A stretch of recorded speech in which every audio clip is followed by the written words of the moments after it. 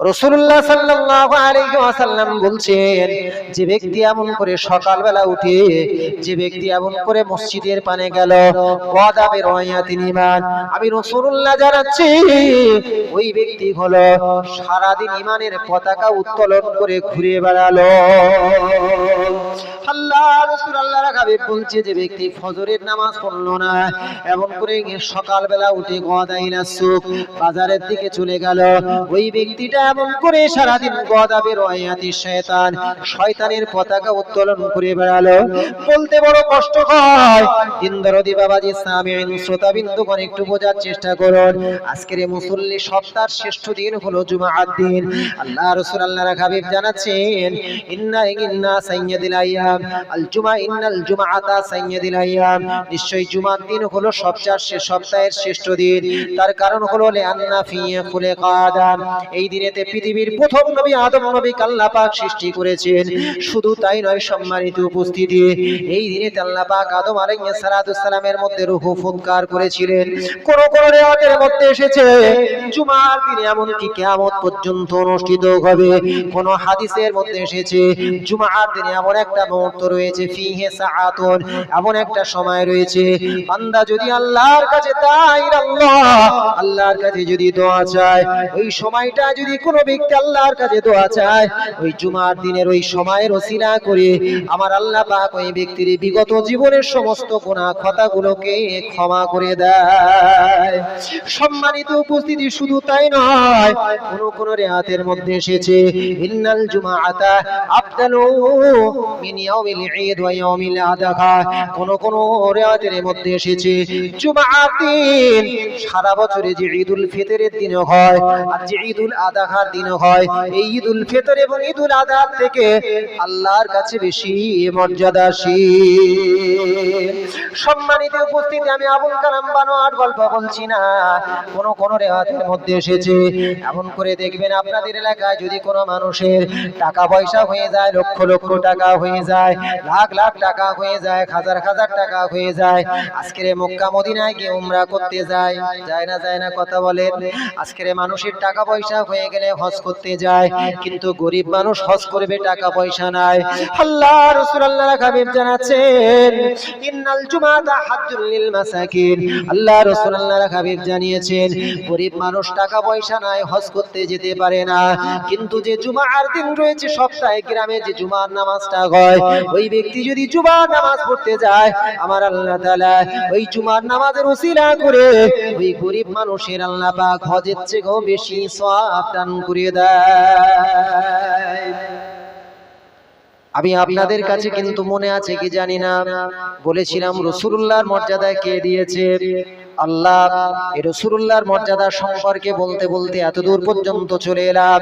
আল্লাহ রাসূল আল্লাহর হাবিব মক্কা থেকে মদিনার বুকে হিজরত করার পরে সর্বপ্রথম মসজিদে কুবা বানালেন। ভালো করে বুঝবেন, মসজিদে কুবার পরেতে রাসূলুল্লাহ মসজিদে নববী বানালেন।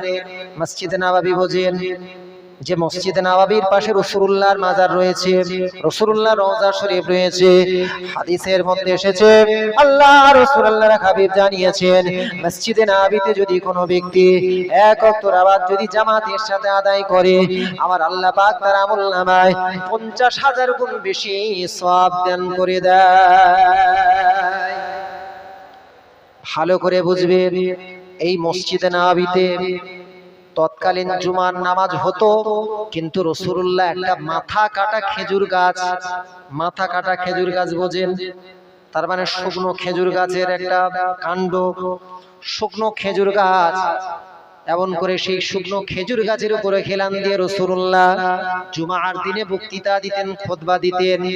ভালো করে শুনবেন, হাদিসের মধ্যে এসেছে, সুনানে আবি দাউদ এবং সহিহুল বুখারীর মধ্যে এসেছে, আল্লাহ রাসূল আল্লাহর হাবিব জুমার দিনে এমন করে খুতবা দিতেন।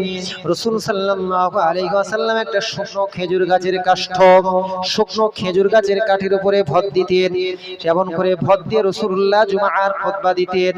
একটা মহিলা তার কাছে একটা নাজ্জারান একটা কুঠারি ছিল, একটা এমন করে কাঠের কাজ করতে, এমন করে কাঠের কাজ করতে, ভালো করে বোঝেন, কাঠমিস্ত্রি ছিল। তার কাছে একটা কাঠমিস্ত্রি ছিল, তার স্বামী হোক তার সন্তান হোক কেউ একজন কাঠমিস্ত্রি ছিল। সেই কাঠমিস্ত্রিটা রাসূলুল্লাহর দরবারে গিয়ে বললেন, বিভিন্ন রিওয়ায়াতের মধ্যে এসেছে ওই কাঠমিস্ত্রিটা বলল, ইয়া রাসূলুল্লাহ ইয়া হাবিবাল্লাহ, আপনি জুমার দিনে শুকনো খেজুর গাছের কাঠের উপরে ভর দিয়ে দিয়ে জুমার দিনে আপনি খুতবা দেন, আমাদের বড় খারাপ লাগে। আগামী জুমার দিন থেকে আপনার জন্য একটা কাঠের মেম্বার আমি বানিয়ে দেব। ইয়া রাসূলুল্লাহ ইয়া হাবিবাল্লাহ, আপনি ওই কাঠের মেম্বারের উপর দাঁড়িয়ে দাঁড়িয়ে আপনি জুমার খুতবা দেবেন। আল্লাহ রাসূল আল্লাহর হাবিব বললেন, কোনো অসুবিধা নাই, ওগো কাঠের ওগো কাঠুরিয়া, আগামী জুমার দিনের জন্য তুমি একটা কাঠের মেম্বার বানিয়ে দেবে। সম্মানিত উপস্থিতি, একটু ভালো করে বোঝার চেষ্টা করুন। আল্লাহ রাসূল আল্লাহর হাবিবের জন্য পরের জুমা এসে গেল, পরের জুমার দিন এসে গেল, কাঠুরিয়াটা এমন করে কাঠের একটা মেম্বার নিয়ে চলে এলেন। রাসূলুল্লাহ কাঠের মেম্বারের কাছে কেমন করে হাজির হলেন। হযরতে বিলাল রাদিয়াল্লাহু তাআলা আনহু আযান দেবে বলে, তিনি মসজিদে নববীতে আযান দেবে বলে তিনি এমন করে মসজিদে নববীতে তিনি আযান দিতে শুরু করলেন।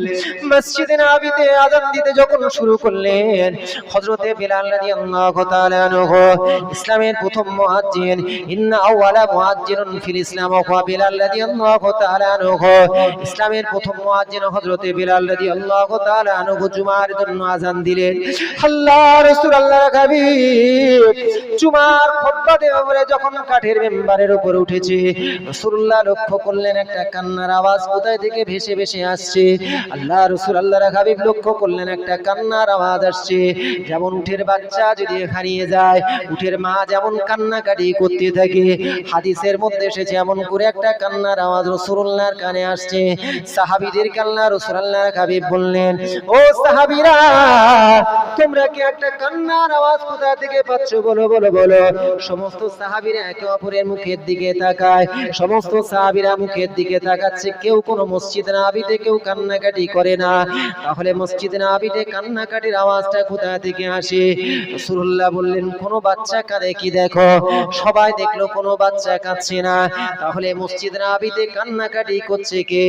অবশেষে দেখা গেল এতদিন ধরে যে শুকনো খেজুর গাছের কাঠের উপরে ভর দিয়ে আল্লাহ রাসূল আল্লাহর হাবিব যে শুকনো খেজুর গাছের মাথা কাটা খেজুর গাছের উপরে ভর দিয়ে রাসূলুল্লাহ জুমার খুতবা দিতেন, সেই শুকনো খেজুর গাছের কাঠের ভিতর থেকে কান্নার আওয়াজ আসে। আল্লাহ রাসূল আল্লাহর হাবিব সহিহুল বুখারীর মধ্যে এসেছে, ফালতাযামা রাসূলুল্লাহ ওই শুকনো খেজুর গাছের কাঠটাকে জড়িয়ে ধরলেন। এমন করে সুনানে আবি দাউদের মধ্যে এসেছে, ফাহাতানাকাহু, আল্লাহ রাসূল আল্লাহর হাবিব ওই শুকনো খেজুর গাছের কাঠটা কেমন করে জড়িয়ে ধরলেন। আল্লাহ রাসূল জড়িয়ে ধরে বলছে, ও শুকনো খেজুর গাছের কাঠ, তুমি কেন কাঁদছো বলো? তোমার কান্নার কারণ কি? লিমাযা তাবকি, তুমি কেন কাঁদো বলো, তুমি কেন কাঁদো বলো, তোমার কান্নার কারণ কি, তোমার কান্নার কারণ কি? ওই সময় শুকনো খেজুর গাছের কাঠের জবান আমার আল্লাহ খুলে দিয়েছে। শুকনো খেজুর গাছের কাঠ বলছি, ইয়া রাসূলুল্লাহ ইয়া হাবিবাল্লাহ, আল্লাহ পাক আপনাকে যে মর্যাদা দিয়েছে, ওয়ারাফা'না লাকা যিকরাক, ও হাবিব নবী মুহাম্মদ, আল্লাহ পাক আপনাকে যে মর্যাদা দিয়েছে, এতদিন আপনার ওই নুরানি হাতের ছোঁয়া, নুরানি হাতের স্পর্শ, আমি শুকনো খেজুর গাছের কাঠ আমার উপরে ভর লাগতো, আপনার হাতের ছোঁয়া আমার গায়ে লাগতো। এত আজকের থেকে যখন কাঠের মেম্বার তৈরি হয়ে গিয়েছে, আপনি আজকের থেকে আপনার নুরানি হাতের ছোঁয়া আমি পাবো না। এই সহ্য করতে না পেরে আমি শুকনো খেজুর গাছের কাঠ সইতে না পেরে কাঁদতে শুরু করে দিয়েছি। তাহলে রাসূলুল্লাহর বিরহে শুকনো খেজুর গাছের কাঠ পর্যন্ত কাঁদে। ভালো করে শোনেন, আল্লাহ রাসূল আল্লাহর হাবিব সাল্লাল্লাহু আলাইহি ওয়াসাল্লাম হাদিসের মধ্যে এসেছে, আল্লাহ রাসূল আল্লাহর হাবিব বলছো, শুকনো খেজুর গাছের কাঠ, তোমার মাথা নাই, কোনো চিন্তা নাই, আমি তোমার জন্য দোয়া করে দেব। মদিনার শ্রেষ্ঠ বাগানেতে তোমাকে যদি আমি পুঁতে দিই, মদিনার শ্রেষ্ঠ খেজুর তোমার থেকে বের হবে। ও শুকনো খেজুর গাছের কাঠ তোমার থেকে এমন করে খেজুর উৎপন্ন হবে, মদিনার শ্রেষ্ঠ খেজুর তোমার থেকে বের হবে। তুমি যদি বলো, তুমি যদি রাজি থাকো, আমি তোমাকে মদিনার শ্রেষ্ঠ বাগানে পুঁতে দিয়ে আসি। আল্লাহ রাসূল আল্লাহর হাবিবকে ওই শুকনো খেজুর গাছের কাঠটা বললেন, ইয়া রাসূলুল্লাহ, ইয়া হাবিবাল্লাহ, না না না না না, মদিনার কোন খেজুর বাগানেতে আমাকে দাও, আমাকে পুঁতে দিবেন না। ইয়া রাসূলুল্লাহ, ইয়া হাবিবাল্লাহ, আপনার কাছে আমার একটা মাত্র আরজ, সেটা হলো ইয়া রাসূলুল্লাহ, আপনি আজকে যেমন আপনার সাহাবীদেরকে সাথে করে নিয়ে, আপনার উম্মতদেরকে সাথে করে নিয়ে আজকে যেমন আপনি বক্তৃতা দিচ্ছেন, আল্লাহ পাক কিয়ামতের ময়দানেতে যখন এমন করে এক শ্রেণীর মানুষ জান্নাতে চলে যাবে আর এক শ্রেণীর মানুষ যখন জাহান্নামে চলে যাবে, আল্লাহ পাক যে 8টা জান্নাত সৃষ্টি করেছে, দারুস সালাম, দারুল করার, দারুল মাকাম, জান্নাতুল খুল, জান্নাতুল মাওয়া, জান্নাতুল আদন, জান্নাতুন নাঈম, জান্নাতুল ফেরদাউস, আল্লাহ পাক যে 8টা জান্নাত সৃষ্টি করেছেন, ইয়া রাসূলুল্লাহ, ইয়া হাবিবাল্লাহ, এই 8টা জান্নাতের ভিতরে আপনি কি গিয়ে আপনার উম্মতের সামনে গিয়ে আপনি বক্তৃতা দেবেন না? আপনি কি গিয়ে খুতবা দেবেন না? আল্লাহ রাসূল আল্লাহর হাবিব বলছো শুকনো খেজুর গাছের কাঠ কেন, কি হয়েছে বলো? আল্লাহ রাসূল আল্লাহর হাবিব ওই শুকনো খেজুর গাছের কাঠ বলছেন, ইয়া রাসূলুল্লাহ, সেদিন যেন জান্নাতের ভিতরে আপনি যেন আমার উপরে ভর দিয়ে যেন আপনি বক্তৃতা দেন, আজকে যদি আপনি ওয়াদা করেন তাহলে আমি আমার কান্না বন্ধ করে দেব। হাদিসের মধ্যে এসেছে আল্লাহ রাসূল আল্লাহর হাবিবের নূরানি হাতের স্পর্শ যদি ওই শুকনো খেজুর গাছের কাঠের উপরে না পড়তো, লা হান্না ইলা ইয়াউমিল কিয়ামা, ওই শুকনো খেজুর গাছের কাঠ কিয়ামত পর্যন্ত কাঁপতে থাকতো।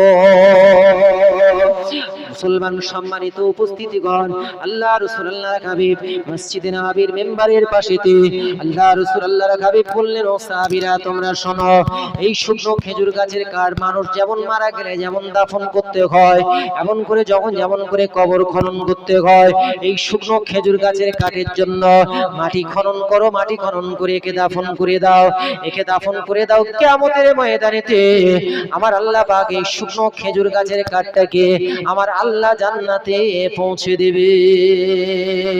ওই শুকনো খেজুর গাছের কাঠের নাম হলো উস্তুনে হান্নানা। উস্তুন শব্দের অর্থ হলো শুকনো খেজুর গাছের কাঠ, আর হান্নানা মানে হলো ক্রন্দনকারিণী। তাহলে আমি আপনাদের যে জিনিস বোঝানোর চেষ্টা করছি সেটা হলো আমার আপনার দয়া রাসূলকে আমার আল্লাহ এত মর্যাদা দিয়েছেন যে নবীর নূরানি হাতের ছোঁয়া পাওয়ার জন্য একটা নির্জীব জড় পদার্থ, একটা শুকনো খেজুর গাছের কাঠ পর্যন্ত রাসূলুল্লাহর দরবারে কেঁদেছিলেন। জোরে বলুন, আরেকটু জোরে বলা যাবে সুবহানাল্লাহ। নারী তাকবীর, নারী তাকবীর, উচ্চ স্বরে দরুদ শরীফ, আল্লাহুম্মা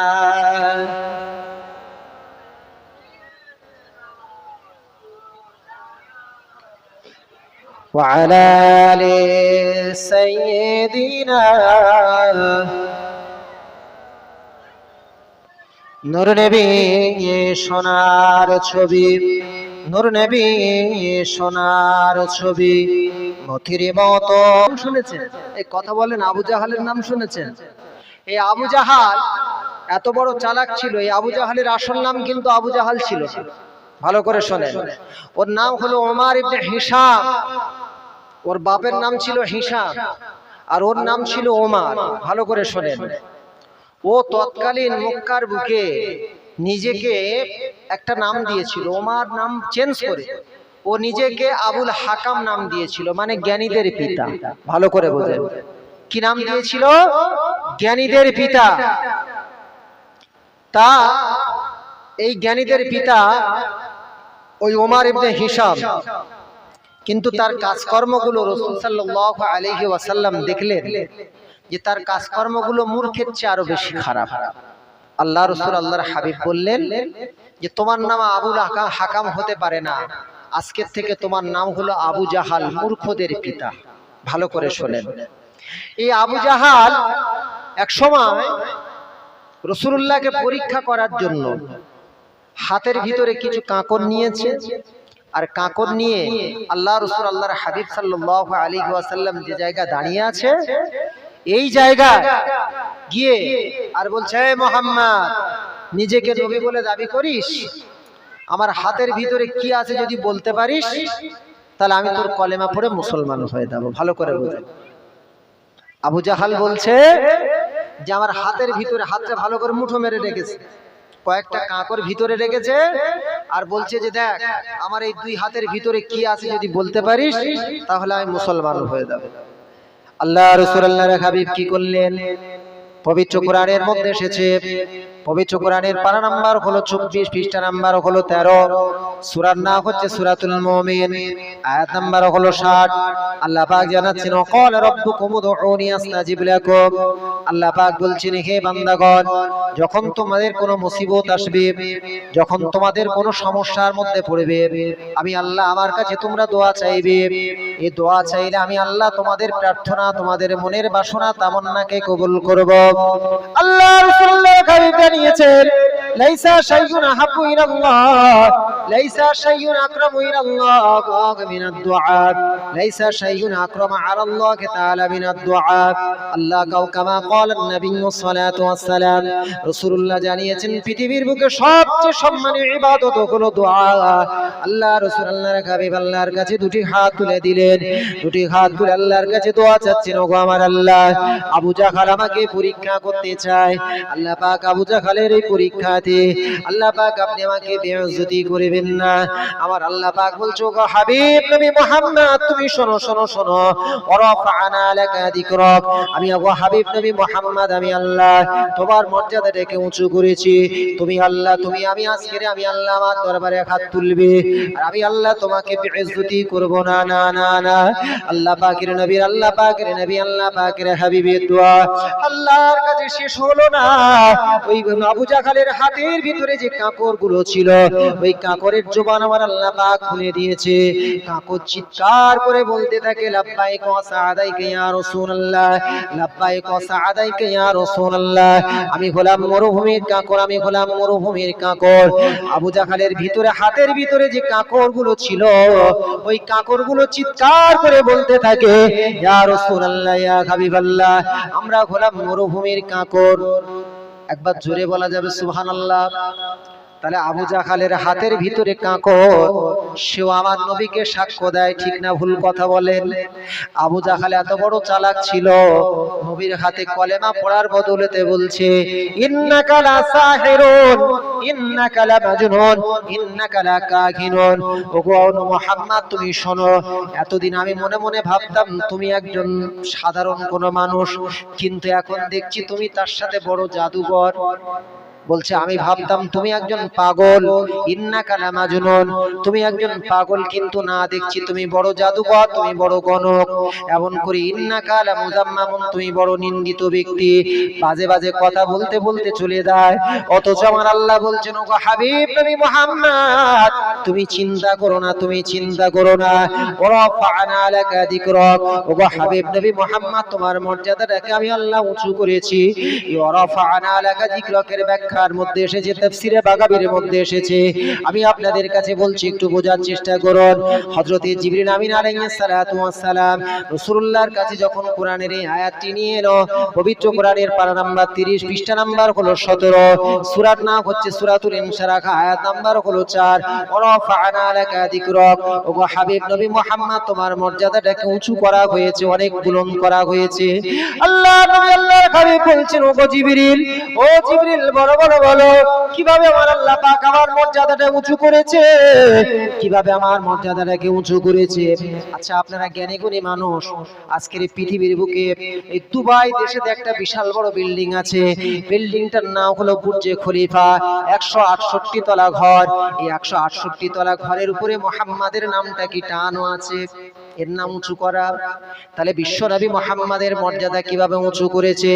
জিবরিল আমিন আলাইহিস সালাতু ওয়াস সালাম বলছেন ইয়া রাসূলুল্লাহ, ইয়া হাবিবাল্লাহ, আল্লাহ পাক যা আমাকে জানায় সেটা আমি আপনার কাছে জানাই, এছাড়া আমি বেশি কিছু আমি জানি না। আল্লাহ পাকের দরবারে জিবরিল আমিন আলাইহিস সালাতু ওয়াস সালাম চলে গেলেন। আল্লাহ দরবারে জিবরিল আমিন আলাইহিস সালাতু ওয়াস সালাম চলে গিয়ে বলছেন ওগো আমার আল্লাহ, ইন্নাল্লাহা সামিউন বাসীর, আল্লাহ আপনি সবকিছু শুনেন, সবকিছু দেখেন। আল্লাহ পাক আপনার হাবিব জানতে চেয়েছে কিভাবে আপনি তার মর্যাদা বৃদ্ধি করেছেন, কিভাবে তার মর্যাদাটাকে উঁচু করেছেন। আপনি যে ওয়ারাফানা লাকা যিকরাক জানিয়েছেন, এর ব্যাখ্যাটা কি আপনার হাবিব জানতে চেয়েছে। আল্লাহ পাকের নবীকে আমার আল্লাহ জানিয়ে দিল, জিবরিল যাও চলে যাও কোরআনের এই আয়াতের ব্যাখ্যাটা আমার হাবিবকে গিয়ে জানিয়ে দাও। আমার হাবিবের কাছে তাফসিরে বাগাবীর মধ্যে এসেছে, আল্লামা ইমাম বাগাবী রাহমাতুল্লাহ আলাইহি তাফসিরে মাদারিকুত তানজিলের মধ্যে মাআলিমুত তানজিলের মধ্যে এনেছে। এই কিতাবটির নাম হলো তাফসিরে বাগাবী, দ্বিতীয় নাম হলো তাফসিরে মাআলিমুত তানজিল।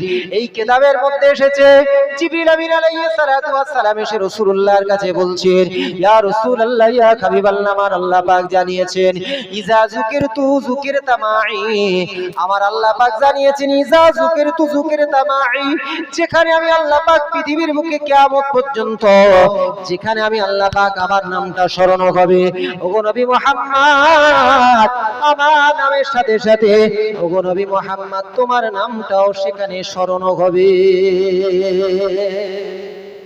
জোরে হবে সুবহানাল্লাহ, আর একটু জোরে বলা যাবে সুবহানাল্লাহ, নারী তাকবীর। আচ্ছা বলুন কিভাবে আল্লাহর নামের সঙ্গে রাসূলুল্লাহর নাম স্মরণ হয়? আপনাদের কাছে একটু ব্যাখ্যা করে বলি।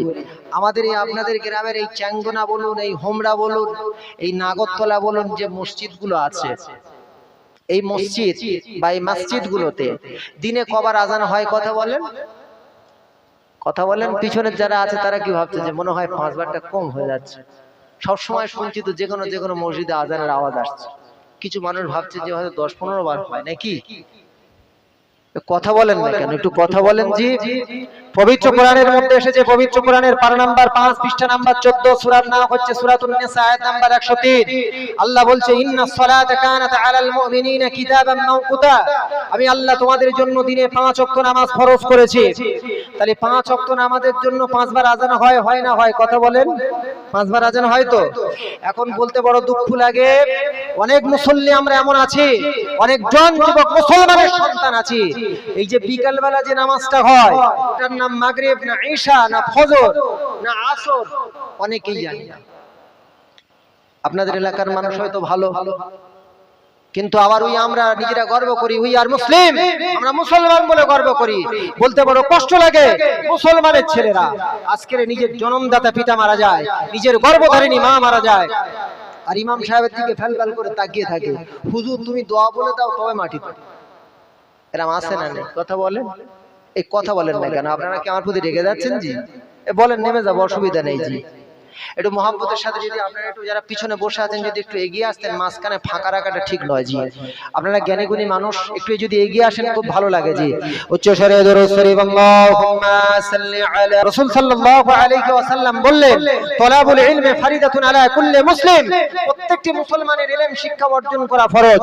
তুমি ডাক্তার হও, তুমি ইঞ্জিনিয়ার হও, তুমি এলএলবি হও, তুমি বড় লয়ার হও, তুমি বড় প্রফেসর হও, বড় টিচার হও, দেয়ার ইজ নো প্রবলেম, কোনো সমস্যা নাই, কিন্তু কিভাবে নামাজ পড়তে হয় সেটা তোমার শিখতে হবে। এই কথা বলেন না কেন? কিভাবে ওযু করতে হয় সেটা তোমার শিখতে হবে। তোমার আল্লাহর দেওয়া শ্রেষ্ঠ নিয়ামত কোরআন তোমাকে শিখতে হবে, পড়তে হবে। কিন্তু বলতে বড় কষ্ট লাগে, আজকে আমরা মুসলমান বলে দাবি করি, অথচ ঠিক মতন জানি না কোন ওয়াক্তের নামাজ কোনটা সেটাও ঠিক মতন জানি না। কথা বলেন জি, ঠিক বলছি না ভুল বলছি জি? বড় আফসোস লাগে জি, আজকের নিজের গর্ভধারিণী মা মারা গিয়েছে, যে মায়ের গর্ভেতে দীর্ঘদিন ধরে ছিলেন আপনি, 9 মাস 10 দিন ছিলেন, সেই মায়ের জানাজার নামাজ পড়বে, ইমাম সাহেবের দিকে ফেলফেল করে তাকিয়ে আছে, হুজুর তুমি দোয়া বলে দাও তবে আমরা দোয়া পড়ব। অবস্থা বুঝতে পারছেন জি? অথচ যদি এই ছেলেপুলেকে যদি বলা হয় যে কোচি একটা গান বলতো, একটা গান কেন 10টা গান শুনিয়ে দেবে, টুনির মা থেকে, কাওনা প্যার হ্যাঁ থেকে, দিল তো পাগল হ্যাঁ থেকে 10টা গান শুনিয়ে দেবে। আর সূরা ফাতিহা জিজ্ঞাসা করলে 17 জায়গা ভুল বলবে। অবস্থা আজকের অন্যদিকে। আজকের এই ইসলামের প্রতি লা ইয়াবকা মিনাল ইসলামে ইল্লা ইসমুহু ওয়া লা ইয়াবকা মিনাল কুরআনি ইল্লা রাসমুহু। ইসলাম আছে বটে, কেবল মাত্র নাম কি আছে, কোরআন আছে বটে, কিন্তু রেওয়াজ অনুযায়ী পড়া হচ্ছে, তার কোনো আমলের দিকে আজকের ইসলামের প্রতি ভালোবাসা নাই। আজকের 2 লক্ষ 4 লক্ষ টাকা খরচা করে মেয়ের বিয়ে দেওয়া হচ্ছে, আর বিয়েতে ইমাম সাহেবের পয়সা দিচ্ছে যে বিয়ে পড়ানো 500 টাকা, তাও 3 মাস বাকি। এক কথা বলেন যে ঠিক বলছি না ভুল বলছি, খারাপ ভাববেন না জি। একটা ড্রয়িং মাস্টার সে পাচ্ছে 500 টাকা, আর ইমাম সাহেব কোরআন পড়াচ্ছে সে 100 টাকা, তাও 3 মাস বাদ। অবস্থা বুঝতে পারছেন জি? খারাপ ভাববেন না জি। সম্মানিত উপস্থিতি, আমি আপনাদেরকে বলি শুনুন, তাফসীরে বাগাবীর মধ্যে এসেছে আল্লাহ পাক ওয়ারাফা'না লাকা যিকরাকা আয়াতের ব্যাখ্যা করছেন। আল্লাহ পাক জানাচ্ছেন, ওগো হাবিব নবী মুহাম্মদ তুমি শোনো, ইজা যুকিরতু যুকিরতা মা'i। আল্লাহর নবী আল্লাহর হাবিবকে জানানো হচ্ছে, ওগো নবী মুহাম্মদ তুমি শোনো, দুনিয়ার বুকে কিয়ামত পর্যন্ত যেখানে আমি আল্লাহ আমার নামটা নেওয়া হবে, ওগো নবী মুহাম্মদ তোমার নামটা নেওয়া হবে। আমি আপনাদের কাছে বলছিলাম, এই চান্দনা বা হোমরা গ্রামেতে বা নাগরতলা গ্রামে টোটাল পৃথিবীর বুকে যত মসজিদ আছে, মসজিদের মুয়াজ্জিনগুলো আল মুয়াজ্জিন ইউনাদুলিস সালাতে ফি কুল্লি ইয়ামিন 5 মাররা, মসজিদের মুয়াজ্জিনগুলো দিনে 5 বার করে আযান দেয়। ঠিক না ভুল কথা বলেন? 5 বার আযান দেয়। আচ্ছা বলুন, আপনারা জ্ঞানী গুণী মানুষ, আপনারা জানেন, আমি আপনাদেরকে স্মরণ করিয়ে দিচ্ছি, মসজিদের মুয়াজ্জিনগুলো প্রথমে তারা কি বলে? The first sentence of the azan, আযানের প্রথম বাক্য হলো আল্লাহু আকবার, আল্লাহু আকবার, Allah is the greatest, Allah is the greatest, Allah হয় মহান, আল্লাহ হয় মহান। The second sentence of the azan, আযানের দ্বিতীয় বাক্য হলো আশহাদু আল্লা ইলাহা ইল্লাল্লাহ, আমি সাক্ষ্য দিচ্ছি আল্লাহ ছাড়াই কোনো মাবুদ নাই। The third sentence of the azan, আযানের তৃতীয় বাক্য হলো আশহাদু আন্না মুহাম্মাদুর রাসূলুল্লাহ, আমি সাক্ষ্য দিচ্ছি মুহাম্মদ আল্লাহর রাসূল। আচ্ছা বলুন, পৃথিবীর বুকে যত মসজিদ আছে, মসজিদে গুলো বলা হয় না হয় না? এই কথা বলেন হয় না হয় না? হযরতে আব্দুল্লাহ ইবনে আব্বাস রাদিয়াল্লাহু তাআলা আনহুমা, যিনি তাফসীরের মধ্যে একজন বিশ্ববিখ্যাত মুফাসসির ছিলেন, যার উপাধি ছিল রাইসুল মুফাসসিরিন, যাকে বাহরুল উলুম বলা হতো, যাকে বলা হতো তারজুমানুল কোরআন, কোরআনের ভাষ্যকার বলা হতো।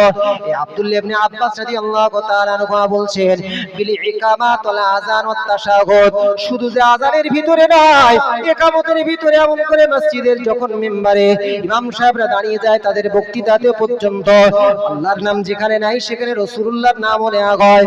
আচ্ছা মুসলমান বলো, আমার আল্লাহ বলছেন, ওগো হাবিব নবী মুহাম্মদ, একবার কি তুমি লক্ষ্য করলে না, পৃথিবীর বুকে কিয়ামত পর্যন্ত আযান হবে, এই আযানের ভিতরে আমি আল্লাহ যেমন আমার নামটা রেখেছি, আল্লাহু আকবার, আল্লাহু আকবার, আল্লাহ মহান, আল্লাহ মহান, আল্লাহ নাম, আল্লাহ নিজের নাম আল্লাহ পাক রেখে দিয়েছে।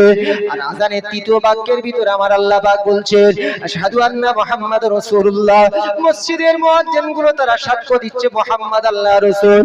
আমার আল্লাহ বলছে, ওগো নবী মুহাম্মদ, পৃথিবীর বুকে শ্রেষ্ঠ শ্রেষ্ঠ ফেরেশতা কোন জিবরিলের নাম কিন্তু আমি আল্লাহ আযানের ভিতরে রেখে দিই রে। মিকাইলের মতন ফেরেশতা, মিকাইলের নামটা আমি আল্লাহ আযানের ভিতরে দিই রে। আমি আল্লাহ আদম নবী থেকে শুরু করে ঈসা আলাইহিস সালাতুস সালাম পর্যন্ত পৃথিবীর কোন নবীর নামটা কিন্তু আমি আল্লাহ আযানের ভিতরে দিই রে। ও হাবিব নবী মুহাম্মদ, কিয়ামত পর্যন্ত পৃথিবীর বুকে মসজিদগুলোতে আযান হবে, আযানের ভিতরে আমি আল্লাহ আমার নামটা যেমন উচ্চারিত হবে, ওই আযানের ভিতরে আমি আল্লাহ, ওগো নবী হাবিব নবী মুহাম্মদ, তোমার নামটা আমি আল্লাহ জুড়ে দিয়েছি। কিয়ামত পর্যন্ত আমি আল্লাহ আমার নামের সাথে সাথে, ওগো হাবিব নবী মুহাম্মদ, তোমার নামটাও পৃথিবীর মানুষ স্মরণ করবে।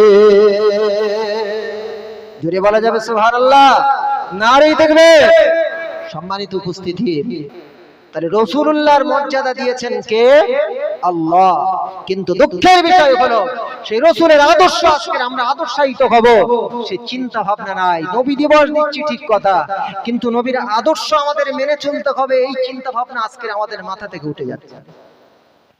এই ভারতবর্ষের বুকে ইতিহাস খুলে আপনাদের হাতে দামি দামি মোবাইল আছে, এই মোবাইলটা খুলে একটু সার্চ করে দেখবেন, 1206 সাল থেকে শুরু করে 1192 সালে তরাইনের দ্বিতীয় যুদ্ধ হয়েছিল মুহাম্মদ ঘুরির সঙ্গে Prithviraj.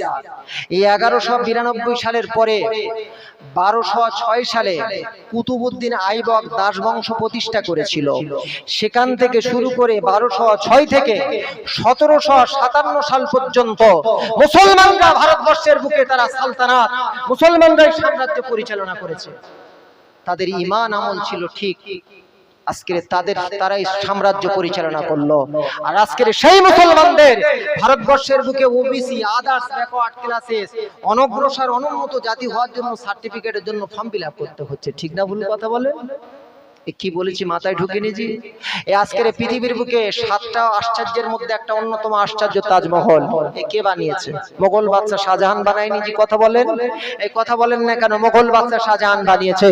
GT road, grand trunk road কে বানিয়েছে? বাদশা শেরশাহ বানিয়েছে। আচ্ছা বলুন, মুসলমানরা এই যে লাল কেল্লা কে বানিয়েছে? মুসলমানরা বানালো, মোগল বাদশারা বানালো। আজকের বলুন চারমিনার কে বানালো? মুসলমানরা বানালো। এই ভারতবর্ষের বুকে বেশিরভাগ স্থাপত্যগুলো তারা মুসলমানরা বানালো। আর আজকের সেই মুসলমানরা একবার চিন্তা ভাবনা করলাম না যে আল্লাহ আমাদের যে কোরআন দিয়েছে, রাসূলুল্লাহ যে হাদিস আমাদের কাছে আছে, সেগুলো যদি আমরা মেনে চলি, আমরা একদিন আমাদের মর্যাদাকে আল্লাহ উঁচু করবে রাসূলুল্লাহর ওসিলায়। আর আজকের কিন্তু আমরা একবারও সেই কোরআন হাদিস পড়ারও চেষ্টা করি না, আর আজকের একবারও সেদিকে লক্ষ্য করি না। বড় আফসোস লাগে জি, বড় আফসোস লাগে জি। আজকের মুসলমান একটু চিন্তা ভাবনা করে দেখুন কোন দিকে এগিয়ে যাচ্ছে সমাজ। আর আজকের মুসলমান এক শ্রেণীর মানুষ, তারা কোরআন গবেষণা করে তারা অনেক কিছু পেল। আর আজকের মুসলমান, আজকের আমরা কোরআন গবেষণা করছি, কথা বলেন জি। কিছু মুসলমান আজকের রাত দিন চিন্তা ভাবনা করছে কিভাবে বিভিন্ন রকম অবৈধ কাজকর্মের সঙ্গে সংযুক্ত থাকা যায়। কেউ এমন করে দেখবেন বাজে বাজে কাজকর্ম করছে, সুদের ব্যবসা করছে, কেউ বিভিন্ন রকম বাজে বাজে ব্যবসা করছে, হারাম জিনিসের সাথে সংযুক্ত হচ্ছে। অথচ কোরআনের মধ্যে এসেছে কুলু মিম্মা রাযাকাকুমুল্লাহু হালালান তাইয়্যিবা, আমি আল্লাহ তোমাদের জন্য হালাল রিজিক তোমাদের জন্য আমি আল্লাহ বরাদ্দ করেছি, সেই খাদ্য খাও। সূরা মাইদার 88 নম্বর আয়াত জি, 6 পারায় 7 পারায় সূরা মাইদার 88 নম্বর আয়াত, কুলু মিম্মা রাযাকাকুমুল্লাহু হালালান তাইয়্যিবা, তোমরা হালাল রিজিক আমি আল্লাহ যেটাকে তোমাদের জন্য খাদ্য ভক্ষণ করতে বলেছি সেইগুলো খাও। এই খাদ্য ভক্ষণ করলে কি হবে? হাদিসের মধ্যে এসেছে, রাসূল সাল্লাল্লাহু আলাইহি ওয়াসাল্লাম জানিয়েছেন, হাদিসটি দুটি কিতাবের মধ্যে এসেছে। মিশকাতুল মাসাবি 2 নম্বর কিতাবের নাম হলো সুনানে দারিমি। রাসূল সাল্লাল্লাহু আলাইহি ওয়াসাল্লাম জানিয়েছেন, ইন্নাল্লাহা লা ইয়ানজুরু ইলা সুওয়ারিকুম ওয়া আমালিকুম ওয়ালাকিন ইয়ানজুরু ইলা কুলুবিকুম ওয়া আমালিকুম। আল্লাহ রাসূল আল্লাহর হাবিব সাল্লাল্লাহু আলাইহি ওয়াসাল্লাম জানিয়েছেন, কিয়ামতের ময়দানে বান্দার কার শাহরুখ খানের মতন দেখতে ছিল আর কার সালমান খানের মতন দেখতে ছিল, আল্লাহ সেদিকে লক্ষ্য করবে না। আল্লাহ কার কত ধন সম্পদ দিয়েছে সেদিকে লক্ষ্য করবে না, আল্লাহ দুটো জিনিসের দিকে লক্ষ্য করবে, ওয়াইলা কুলুবিকুম ওয়া আমালিকুম, বান্দা তোমার অন্তরটা কত পরিশুদ্ধ ছিল, কতটা হালাল মাল খেয়েছো আর কতটা হারাম খেয়েছো, সেদিকে আল্লাহ পাক লক্ষ্য করবে। ওয়াইলা আমালিকুম, এবং তোমার দুনিয়ার বুকে কি আমল করেছো সেদিকে লক্ষ্য করবে। জি, আজকে আমরা কোরআন পড়ি না, আজকে কোরআন পড়ারও চেষ্টা করি না জি। অথচ হাদিসের মধ্যে এসেছে, আল্লাহ রাসূল আল্লাহর হাবিব বলছেন, মান করা হারফাম মিন কিতাবিল্লাহ ফালাহু বিহি হাসানা ওয়ালা হাসানাতু বিআশরি আমসালিহা। আল্লাহ রাসূল আল্লাহর হাবিব জানিয়েছেন, যে ব্যক্তি কোরআনের একটি মাত্র অক্ষর মাত্র তেলাওয়াত করবে, আল্লাহ পাক তার আমলনামায় একটা সওয়াব দেবে, ওই একটা সওয়াবকে আল্লাহ 10 গুণ সওয়াব দিয়ে বর্ধিত করে দেবে। রাসূলুল্লাহ বলছে, ওয়ালাকিন লা আকুলু আলিফ লাম মিম হারফুন ওয়ালাকিন আকুলু আলিফুন হারফুন ওয়া লামুন হারফুন ওয়া মিমুন হারফ। আমি রাসূলুল্লাহ জানাচ্ছি, আলিফ একটা অক্ষর, লাম একটা অক্ষর, মিম একটা অক্ষর। আলিফ লাম মিম এই তিনটে মিলিয়ে একটা অক্ষর নয়, বরং আলিফ একটা অক্ষর, লাম একটা অক্ষর, মিম একটা অক্ষর। যদি কোনো ব্যক্তি আলিফ তেলাওয়াত করে, আল্লাহ তার আমলনামায় 10টা সওয়াব দান করবে। লাম তেলাওয়াত করলে আল্লাহ তার আমলনামায় 10টা সওয়াব দান করবে। মিম তেলাওয়াত করলে আল্লাহ তার আমলনামায় 10টা সওয়াব দান করবেন। জোরে বলুন, একটু জোরে বলা যাবে সুবহানাল্লাহ? নারী তাকবীর, নারী তাকবীর। সম্মানিত উপস্থিতি, আমি ছোট্ট একটি হাদিসের ঘটনা বলে ইনশাআল্লাহ বিদায় নেব। আমার সময় যে 10টা